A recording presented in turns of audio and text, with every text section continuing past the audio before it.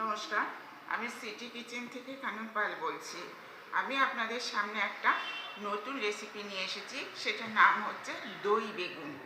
উপকরণগুলো আমি করছি, আপনারা একটুখানি দেখে নিন। প্রথমে আমি একটুখানি সব বেগুনগুলোতে একটু করে হলুদ গুঁড়ো দিয়ে দিলাম, তারপরে দিলাম একটু লঙ্কার গুঁড়ো,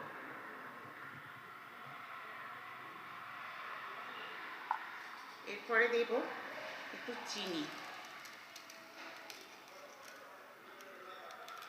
তারপরে দিলাম লবণ। এবারে এগুলোকে ভালো করে আমি দু পিঠে বসিয়ে বসিয়ে মাখিয়ে নেব। যদি শুকিয়ে যায় বেগুনটা, তাহলে আপনারা একটুখানি জল দিয়ে, অল্প করে জল দিয়ে এরকম দু পিঠে মাখিয়ে নিতে পারেন। যেমনিভাবে আমি করছি একটু দেখুন। দু পিঠে ভালোভাবে করে মাখিয়ে নেবেন।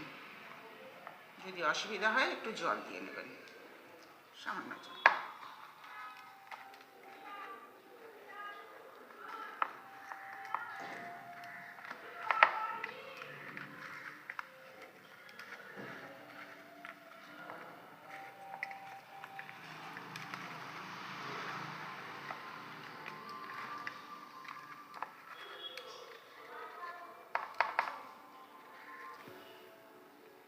দেখুন, দু পিঠে সমানভাবে করে আমি মাখিয়ে নিয়েছি। এবারে চলুন কড়াইতে তেল দিয়ে গরম করি। গরম করতে দিয়েছি, কড়াইতে উনুন ধরিয়ে দিয়ে তেল বসিয়ে দিয়েছি। এখানে সাদা তেলই আমি সব ব্যবহার করব, সব রান্নাতে আমি সাদা তেল ব্যবহার করব।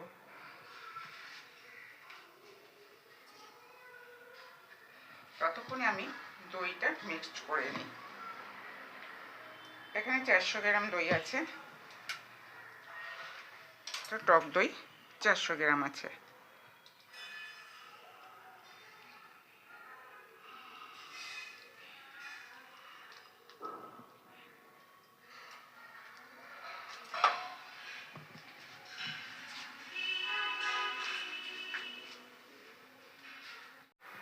দইয়ের মধ্যে আমি লবণ দিয়ে দিলাম হাফ চামচের মতন, চিনি দিচ্ছি 2-3 চামচের মতন।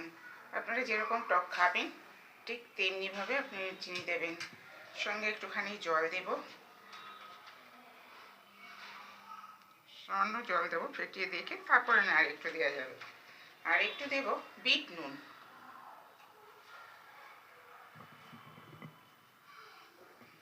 এবার আমি এগুলো ভালো করে ফেটিয়ে নিচ্ছি।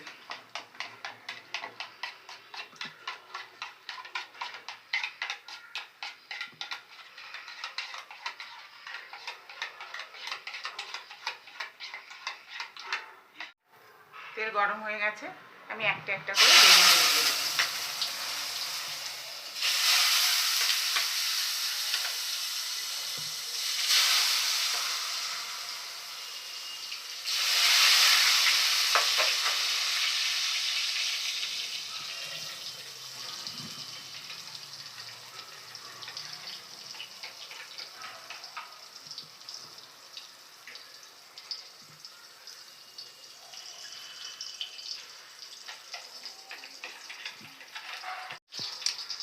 যতক্ষণে বেগুনটা ভালোভাবে ভাজা হোক, আমি ততক্ষণে দইটা আর একটু ভালো করে মিশিয়ে নিচ্ছি, যাতে কোনো দানা দানা না থাকে।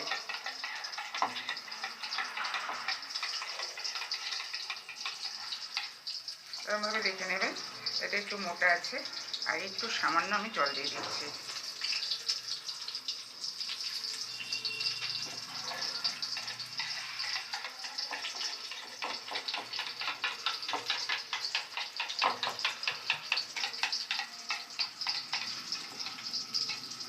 এবারে ঠিক আছে, বেগুনটা আমি উল্টে দেবো।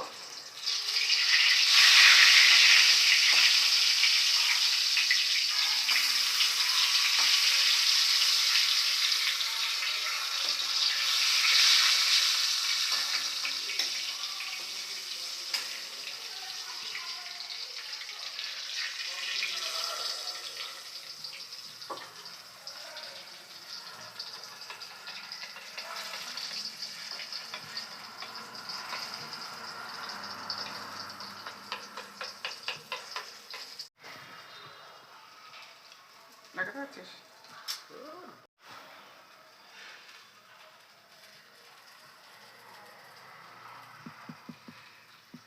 বেগুনগুলো ভালোভাবে ভাজা হয়ে গেছে 2 পিটি।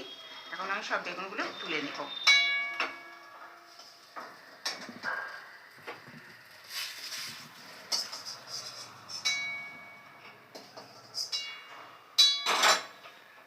এবার আমি এক এক করে দইয়ের মধ্যে দিয়ে দিচ্ছি।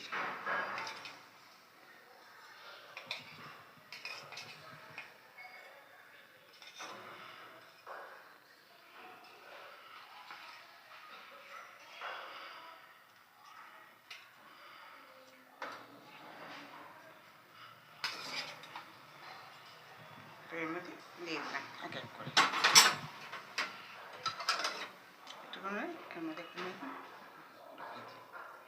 চেপে একটুখানি দইগুলো যাতে উপরে থাকে সেই ব্যবস্থাটা করে দিলাম।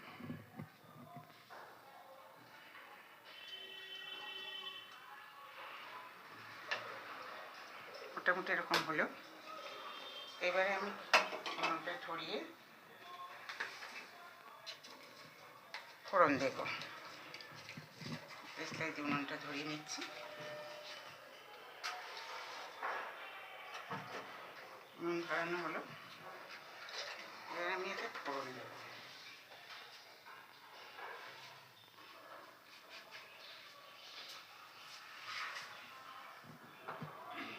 প্রথমে সাদা তেল দিয়ে দিচ্ছি, বেশি পরিমাণে নয়, অল্প করে।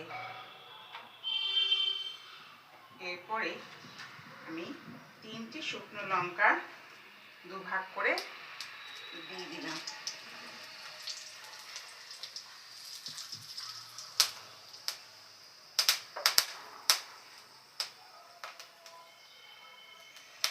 এরপরে দিলাম 5 ফোড়ন।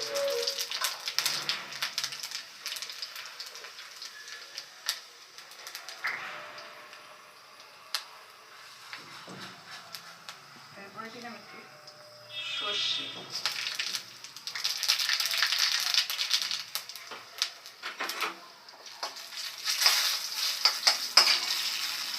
এরপরে আমি দেব কারি পাতা, দুটো ডাটা, যে কটা কারি পাতা হয় সে কটা কারি পাতা দিয়ে দেব।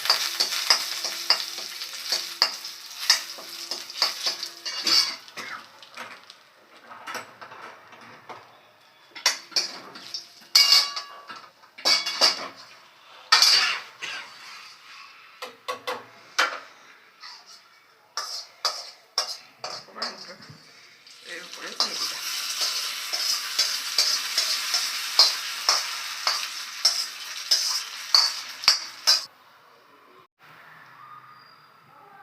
হয়ে গেছে দই বেগুনের রেসিপি। আপনাদের কেমন লাগলো অতি অবশ্যই কমেন্ট করে জানাবেন।